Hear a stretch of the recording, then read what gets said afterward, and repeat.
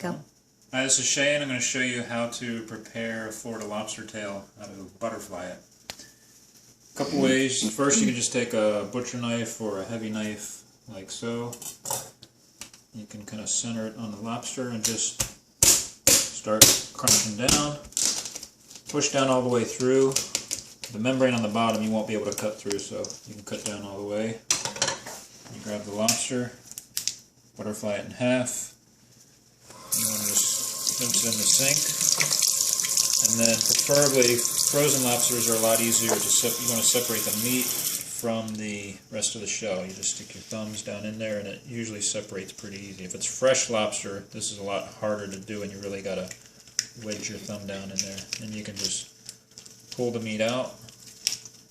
And then basically, if you want to give it another rinse, just set it right back on the tail. That's so when you're done grilling, if you don't do this, sometimes it's really hard to pull out of the shell. So it's a lot better to take it out like that. Other thing you can do to make it a little easier on the knife, sometimes the knife can slip and it's a lot easier. You just take a pair of scissors, start a notch in your lobster tail,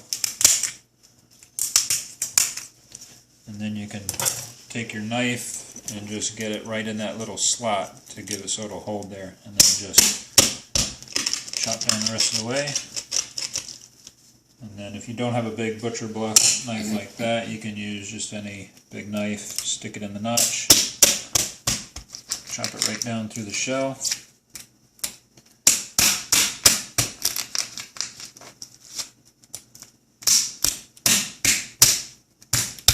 Gotta be a little forceful with them. And then just wedge down through all that meat. Then again, rinse. Butterfly it up in half.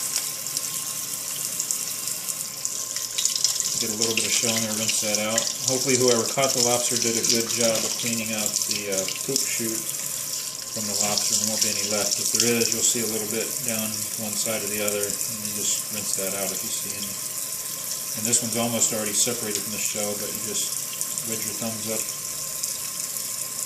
underneath the meat, between the meat and the shell. And once you get it started, you can just pretty much rip the meat right out.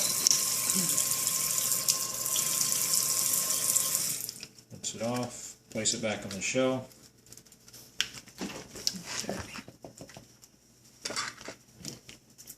And then all we do is a little bit of Old Bay seasoning, just sprinkle it on the top. Put it on the grill, face down, just like that. You want to cook it for maybe 7 to 12 minutes, depending on how high the flame is. As soon as the meat is white all the way through, you want to take it off the grill. So that's how you prepare Florida lobster tails.